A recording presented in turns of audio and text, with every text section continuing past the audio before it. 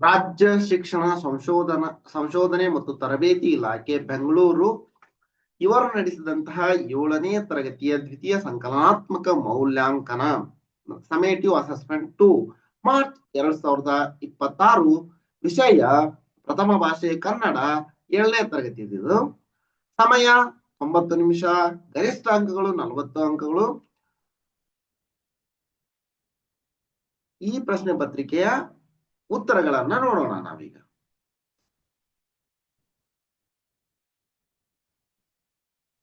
ನೋಡ್ರಿ, first main ಇಲ್ಲಿ 3 ಅಂಕಗಳಿರ್ತಾವು. ಮೂರು ಪ್ರಶ್ನೆಗಳಿರ್ತಾವು. ಪ್ರತಿ ಪ್ರಶ್ನೆಗೆ 1 ಅಂಕ ಅಂದ್ರ 3 ಅಂಕಗಳು ದೊರೆತೇವೆ ನಿಮ್ಗ. ನೀಡಲಾಗಿರುವ 4 ಆಯ್ಕೆಗಳಲ್ಲಿ ಸೂಕ್ತವಾದ ಉತ್ತರವನ್ನ ಆರಿಸಿ ಬರೆಯಿರಿ ಅಂತ ಹೇಳ್ಯಾರ.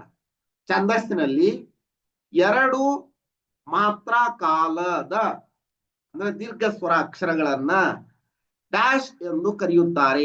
ಏನಂತ ಕರೀತಾರ? ಗುರು ಅಂತ ಕರೀತಾರ. ಗುರು.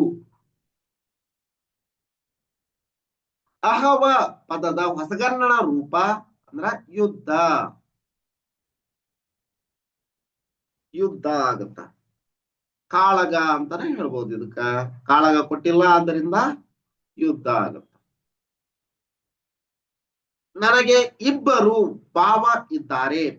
ಅಡಿಗೆರೆ ಎಳೆದ ಪದದ ಬಹುವಚನ ರೂಪ ಡ್ಯಾಶ್ ಏನಪ್ಪಾ ಅಂದ್ರ ಭಾವಂದಿರು. ಇಲ್ಲಿದೆ ನೋಡಿ, ಭಾವಂದಿರು.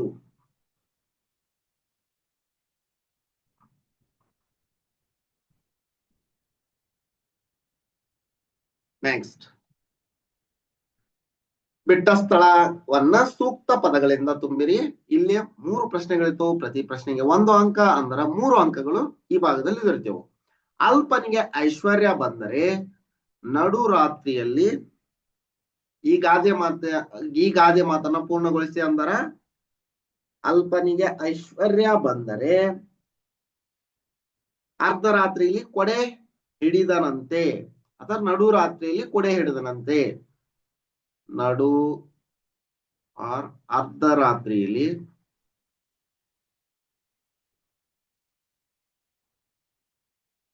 ಕೊಡೆ ಹಿಡಿದನಂತೆ.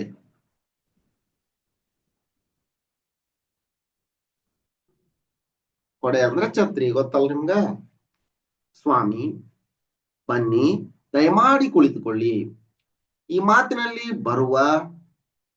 ಈ ಮಾತಿನಲ್ಲಿರುವ ಪ್ರಮುಖ ಭಾವನೆ ಡ್ಯಾಶ್ ಆಗಿದೆ.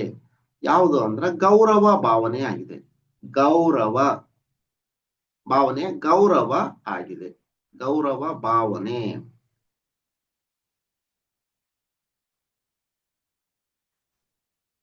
ಪಡೆ ಪದದ ನಾಮರೂಪ ಸೈನ್ಯ. ಪಡೆ ಅಂದ್ರ ಸೈನ್ಯ. ಇದರ ಕ್ರಿಯಾರೂಪ ಸೈನ್ಯ ಪಡೆ. ಸೈನ್ಯ ಪಡೆ ಕ್ರಿಯಾರೂಪ.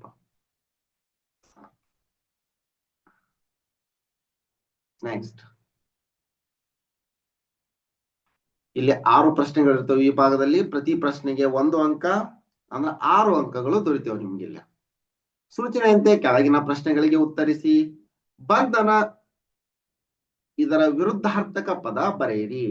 ಬಂಧನ, ನೀವು ಜೈಲಿನೊಳಗೆ ಬಂಧಿಸಿದ್ರು ಅಂತ ಕೇಳಿರ್ತೀರಿ ಪದನ. ಅದರದ್ದು ವಿರುದ್ಧಾರ್ಥಕ ಏನು? ಬಿಡುಗಡೆ. ಬಿಡುಗಡೆ. ಇನ್ನೊಂದು ರೀತಿಯಲ್ಲಿ ಮುಕ್ತಿ ಅಂತಾನೆ ಹೇಳ್ಬೋದು. ಮುಕ್ತಿ.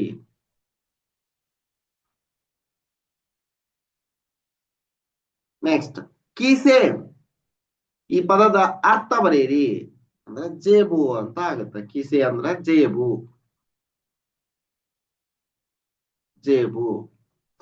ಬಕ್ಣ ಈ ತರನೇ ಹೇಳ್ತಾರೆ.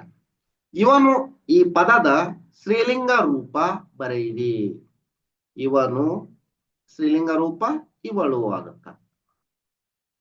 ಶತಮಾನ ಪದ ಬಳಸಿ ಸ್ವಂತ ವಾಕ್ಯ ರಚಿಸಿ.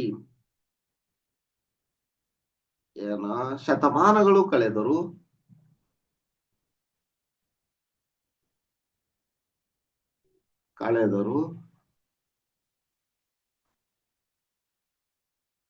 ಮಹಾಭಾರತವನ್ನ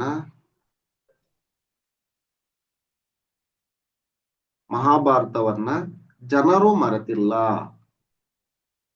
ಜನರು ಮರೆತಿಲ್ಲ. ಈ ರೀತಿ ನಿಮಗೆ ಏನ್ ಇಷ್ಟನೋ ಅದನ್ನ ಸ್ವಂತ ವಾಕ್ಯದಲ್ಲಿ ಬರೆಯಿರಿ. ಭಾರತದಲ್ಲಿ ಎಷ್ಟೊಂದು ಭಾಷೆಗಳು. ಈ ವಾಕ್ಯದಲ್ಲಿ ಬಳಸಿರುವ ಲೇಖನ ಚಿಹ್ನೆ ಹೆಸರು ಏನು? ಆಶ್ಚರ್ಯ ಸೂಚಕ. ಇದು ಯಾವುದು? ಆಶ್ಚರ್ಯ ಸೂಚಕ. ಲೇಖನ ಚಿಹ್ನೆ ಆಶ್ಚರ್ಯ ಸೂಚಕ ಚಿಹ್ನೆ. ಇದು ಭಾವಸೂಚಕ, ಆಶ್ಚರ್ಯ ಸೂಚಕ ಅಂತ ಹೇಳ್ತಾರೆ ಅದಕ್ಕೆ. ಮೊಟ್ಟೆ ಇಡು. ಮೊಟ್ಟೆ ಪ್ಲಸ್ ಇಡು, ಮೊಟ್ಟೆ ಇಡು. ಈ ಪದ ಡ್ಯಾಶ್ ಸಂಧಿಗೆ ಉದಾಹರಣೆ. ಆಗಮ ಸಂಧಿ, ಯಕಾರಾಗಮ ಸಂಧಿ. ಇಲ್ಲ, ಯಕಾರಾಗಮ ಸಂಧಿಗೆ ಉದಾಹರಣೆ ಆಗಿದೆ ನೋಡ್ರಿ. ಇನ್ನ ಫೋರ್ಟ್ಮೇನ್ ಕೆಳಗಿನ ಪ್ರಶ್ನೆಗಳಿಗೆ 2-3 ವಾಕ್ಯಗಳಲ್ಲಿ ಉತ್ತರಿಸಿ. ಇಲ್ಲಿ 6 ಪ್ರಶ್ನೆಗಳಿರ್ತವು. ಪ್ರತಿ ಪ್ರಶ್ನೆಗೆ 2 ಅಂಕ, ಅಂದ್ರೆ 12 ಅಂಕ ಈ ಭಾಗದಲ್ಲಿ ದೊರೆಯುತ್ತೆ ನಿಮ್ಗ. ಕೆಳಗಿನ ಪ್ರಶ್ನೆಗಳಿಗೆ 2-3 ವಾಕ್ಯಗಳಲ್ಲಿ ಉತ್ತರಿಸಿ. ನೀವು ನೋಡಿರುವ ಇರುವೆಗಳ ವಿಧಗಳನ್ನ ಹೆಸರಿಸಿ. ನೀವು ಯಾವ್ಯಾವ ನೋಡಿರ್ತೀರಿ? ಸಾಮಾನ್ಯವಾಗಿ ಕರಿ ಇರುವೆ ನೋಡಿರ್ತೀರಿ. ಕರಿ ಇರುವೆ, ಕೆಂಪು ಇರುವೆ,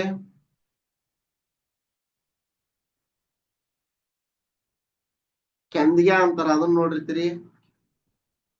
ಕೆಂದಿಗೆ ಇರುವೆ ಇವು ಸ್ವಲ್ಪ ದೊಡ್ಡ ಇರ್ತಾವ. ಇನ್ನು ಹಲವಾರು ವಿಧಗಳದವು. 2 ಅಂಕದ ಪ್ರಶ್ನೆ ಈ ತರ ಬರೀರಿ ಅಂತ ಹೇಳ್ಯಾರ ನೋಡ್ರಿ. ವಿಡಿಯೋ ದೊಡ್ಡದಾಗ್ಬಿಡುತ್ತ, ಹಂಗ ಕ್ವಶನ್ ನೋಡ್ಕೊಂತ ಹೋಗೋಣ. ಇನ್ನೊಂದು ವಿಡಿಯೋದಲ್ಲಿ 2 ಅಂಕದ ಪ್ರಶ್ನೆಗಳನ್ನ ನೋಡೋಣ. 2 ಅಂಕದ್ದು 4 ಅಂಕದ್ದು ನೋಡ್ತೀನಿ ಅಂತ. 14ನೇ ಕ್ವಶನ್. ಬಿಲ್ಲು ಹಬ್ಬದ ದಿನದಂದು ನಡೆಯುತ್ತಿದ್ದ ಧನುರ್ಯಾಗದ ಬಗ್ಗೆ ಬರೆಯಿರಿ. ಧನುರ್ಯಾಗ ಅಂದ್ರ ಧನುರ್ಯಾಗ ಯಾವ ರೀತಿ ನೋಡ್ತಿತ್ತು?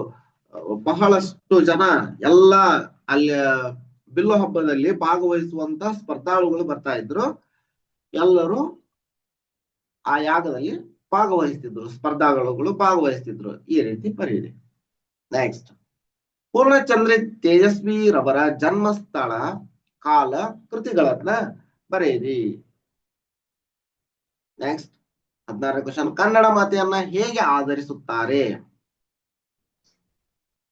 17ನೇ ಕ್ವಶನ್. ಎಳ್ಳು ಬೆಲ್ಲ ತಿನ್ನುವುದರ ವೈಜ್ಞಾನಿಕ ಕಾರಣ ತಿಳಿಸಿ. ನೆಕ್ಸ್ಟ್, ಅಥವಾ ಅದ ಕ್ವಶನ್ಗೆ ಅಥವಾ ನಿಮ್ಮ ಮನೆಯಲ್ಲಿ ಆಚರಿಸುವ ಯಾವುದಾದ್ರೂ ಒಂದು ಹಬ್ಬದ ಕುರಿತು ಬರೆಯಿರಿ. ನೀವು ಬಹಳಷ್ಟು ಹಬ್ಬಗಳನ್ನ ಆಚರಿಸ್ತೀರಿ. ರಂಜಾನ್, ನೀವು ಮುಸ್ಲಿಂ ಆಗಿದ್ರ ರಂಜಾನ್, ಬಕ್ರೀದ್ ಈ ರೀತಿ ಹಬ್ಬಗಳನ್ನ ಆಚರಿಸ್ತೀರಿ. ಹಿಂದೂಗಳಾಗಿದ್ರ ದೀಪಾವಳಿ, ಯುಗಾದಿ ಮುಂತಾದ ಹಬ್ಬಗಳನ್ನ ಆಚರಿಸ್ತೀರಿ. ಕ್ರಿಶ್ಚಿಯನ್ ಆಗಿತ್ತಂದ್ರ ಕ್ರಿಸ್ಮಸ್ ಆ ಹಬ್ಬವನ್ನ ಆಚರಿಸ್ತೀರಿ. ಮತ್ ಬೇರೆ ಬೇರೆ ಹಬ್ಬವನ್ನ ಆಚರಿಸ್ತಾರಲ್ಲ, ಅದ್ರ ಬಗ್ಗೆ ಒಂದು ಹಬ್ಬದ ಬಗ್ಗೆ ಬರೆಯಿರಿ. ಯಾವ ತರ ಆಚರಿಸ್ತೀರಿ ಅನ್ನೋದನ್ನ. ರಾಜನಾದ ತಿರುಕನ ಜೀವನ ಹೇಗಿತ್ತು? ನೋಡ್ರಿ, ಆ ತಿರುಕ ರಾಜನಾಗ್ತಾನಲ್ಲ, ಅವನ ಜೀವನ ಹೇಗಿತ್ತು ಅನ್ನೋದನ್ನ ಬರೀರಿ ಅಂತ ಹೇಳ. ತುಂಬಾ ಈಜಿ ಐತಿ. 18ನೇ ಕ್ವಶನ್ಗೆ ಅಥವಾ ಕೊಟ್ಟರು ನೋಡ್ರಿ. ಒಂದು ದಿನದ ಮೆಟ್ಟಿಗೆ ನಿನ್ನನ್ನ ರಾಜನನ್ನಾಗಿ ಮಾಡಿದರೆ ಏನೆಲ್ಲಾ ಮಾಡುವಿರಿ ಎಂಬುದನ್ನ ಬರೆಯಿರಿ. ನೆಕ್ಸ್ಟ್, ಈ ಪದ್ಯ ಭಾಗವನ್ನ ಪೂರ್ಣಗೊಳಿಸಿ 2 ಅಂಕ. ಈ ಪದ್ಯ ಭಾಗವನ್ನು ಪೂರ್ಣಗೊಳಿಸಿದ್ರ. ಹಂಗಿನಾರ ಮನೆಯ ಡ್ಯಾಶ್ ಹೀಗೆ ನೋಡು ಸೂಕ್ತಿ ಅಂತ ಐತಿ. ಇಲ್ಲಿ ನೋಡಿ, ಹಂಗಿನಾರ ಮನೆಯ ಮುಳ್ಳಿನಿ ಪಂಜರದಲ್ಲಿ ರೆಕ್ಕೆಗಳ ಬಿಗಿ ಹಿಡಿದು ನರಳುತ್ತಿದೆ ಹಕ್ಕಿ. ಕದ ಮುರಿದು ಹೊರ ಬಂದು ಬಾನಾಡಿಯಾಗುತ್ತ ವಿಹರಿಸಲಿ ಹರ್ಷಿಸಲಿ ಹಿಗ್ಗಿನೊಳು ಸೊಕ್ಕಿ. ಇಷ್ಟು ಬಂದ್ರ 2 ಮಾರ್ಕ್ಸ್. ಈ ಮಾತನ್ನ ಯಾರು ಯಾರಿಗೆ ಹೇಳಿದ್ರು? 2 ಅಂಕದ ಪ್ರಶ್ನೆ, 2 ಪ್ರಶ್ನೆಗಳಿರ್ತಾವ ಇಲ್ಲಿ. ಅಂದ್ರೆ ಒಟ್ಟು 4 ಅಂಕಗಳು ದೊರಿತಾವಿಲ್ಲ. ನಿಮ್ಮ ಅಣ್ಣನಿಗೆ ಸ್ವಲ್ಪ ಹಾಲಾದರೂ ಕೊಡು. ಯಾರು ಯಾರಿಗೆ ಹೇಳಿದ್ರು? ನೆಕ್ಸ್ಟ್, 21. ಶಿಶುವು ನಿನಲೇ ಮಗನೆ ಕಾದು ವರಸ ಮಬಲರು ಕಾಣ.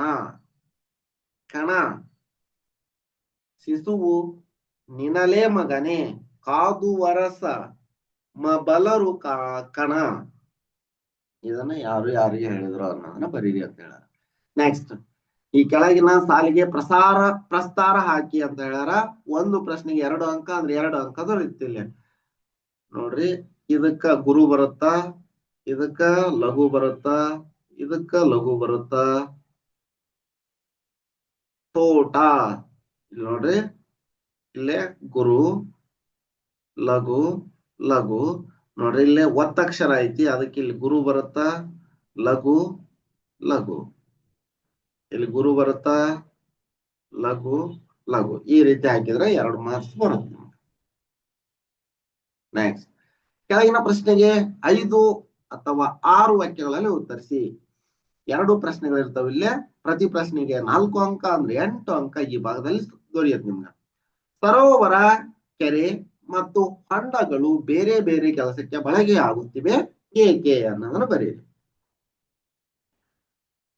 ಈಗ ಸರೋವರದ ನೀರನ್ನ ಯಾವ್ದಕ್ಕ ಉಪಯೋಗ ಮಾಡ್ತಾರ? ಕಾರ್ಖಾನೆಗಳು. ಕೆರೆ ನೀರನ್ನ ಯಾವ್ದಕ್ ಉಪಯೋಗ ಮಾಡ್ತಾರ? ಹೊಂಡಗಳ ನೀರನ್ನ ಯಾವ್ದಕ್ಕ? ಹಿಂದಿನ ಜನರು ಈ ಫಿಲ್ಟರ್ ನೀರನ್ನ ಬಳಸ್ತಾ ಇರಲಿಲ್ಲ. ಅವು ಸರೋವರ, ಕೆರೆಯ ಹೊಂಡಗಳಲ್ಲಿ ನೀರನ್ನ ಬಳಸ್ತಾ ಇದ್ರು ಕುಡಿಯೋದಕ್ಕೂ, ದನ ಕರುಗಳನ್ನು ಮೈ ತೊಳೆಯೋದಕ್ಕೂ ಮತ್ತು ಬೇರೆ ಬೇರೆ ಕೆಲಸಗಳಿಗೆ. ಆದ್ರೆ ಈಗ ಬೇರೆ ಕೆಲಸಕ್ಕೆ ಬಳಕೆ ಆಗ್ತಾ ಇದೆ. ಯಾಕ ಅನ್ನೋದನ್ನ ಸ್ವಲ್ಪ ನಿಮ್ಮ ಭಾಷೆಯಲ್ಲಿ ಬರೀರಿ. ನೆಕ್ಸ್ಟ್, 24, ನಿನ್ನ ಅಕ್ಕನ ಮದುವೆಯ ಪ್ರಯುಕ್ತ 2 ದಿನ ರಜಾ ಕೋರಿ ತರಗತಿಯ ಗುರುಗಳಿಗೆ ರಜಾ ಪತ್ರ ಬರೆಯಿರಿ. ಇದಕ್ಕ 4 ಅಂಕ.